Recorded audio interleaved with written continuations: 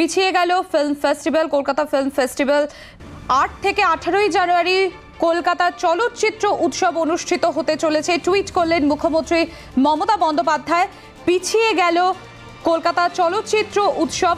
আগামী মাস থেকে অর্থাৎ নভেম্বর থেকে শুরু হওয়ার কথা থাকলেও পিছিয়ে গিয়ে এই কলকাতা চলচ্চিত্র উৎসব অনুষ্ঠিত হতে চলেছে জানুয়ারিতে, ঘোষণা করলেন মুখ্যমন্ত্রী মমতা বন্দ্যোপাধ্যায়। টুইট করে জানিয়েছেন তিনি 8 থেকে 18 জানুয়ারি কলকাতা চলচ্চিত্র উৎসব হতে চলেছে। আমরা এই বিস্তারিত জানবো, আমরা কথা বলবো। আমাদের প্রতিনিধি কমলিকা সেনগুপ্ত রয়েছেন আমাদের সঙ্গে। কমলিকা, এটা কি করোনা আবহের জন্য এটা পিছিয়ে দেওয়া হলো? দেখো, অবশ্যই, কারণ এখন যা পরিস্থিতি তাতে রাজ্যে করোনার যে গ্রাফটা ঊর্ধ্বমুখী, এবং শুধু রাজ্য নয়, গোটা দেশ যদি দেখা যায় এবং পৃথিবীতেও দেখা যায় যে করোনার যে প্রকোপ, সেই প্রকোপ থেকে মুক্তি হওয়া তো দূর, এখনো অবধি কিন্তু পরিস্থিতি স্বাভাবিক হয়নি।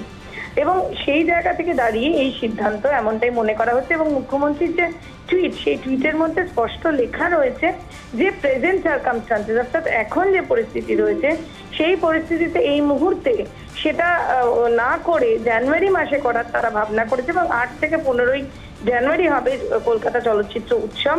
এবং যেহেতু একটা উৎসবের সময় উৎসব কেটেছে এবং তারপরে দেখা গেছে যে পশ্চিমবঙ্গের যে গ্রাফ, সেই গ্রাফ বেড়েই চলেছে। সুতরাং কলকাতা চলচ্চিত্র উৎসব এই মুহূর্তে করলে আরো বেশি লোকের সমাগম হবে এবং তার মাধ্যমে সংক্রমণ আরো বেশি বাড়তে পারে।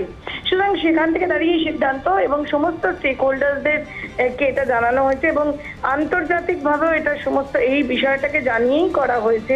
কারণ কলকাতা চলচ্চিত্র উৎসব মানেই লোকের সমাগম, এবং কলকাতা চলচ্চিত্র উৎসব অবশ্যই বাংলার একটা গর্ব। সেখান থেকে দাঁড়িয়ে জানুয়ারি মাসের 8 থেকে 15 তারিখ কলকাতা চলচ্চিত্র উৎসব হবে, এমনটাই ঘোষণা করলেন মমতা বন্দ্যোপাধ্যায়।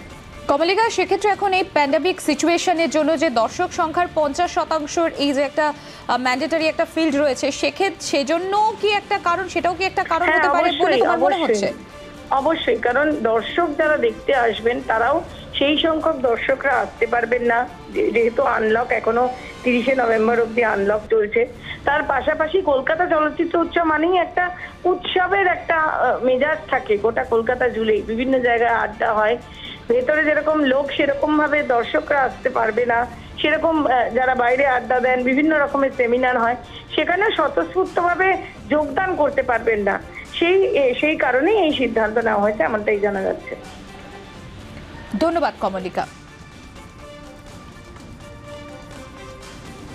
চলচ্চিত্র উৎসব নভেম্বরের বদলে আগামী বছর হচ্ছে জানুয়ারি মাসে। 2021 জানুয়ারিতে ফিল্ম ফেস্টিভ্যাল হবে।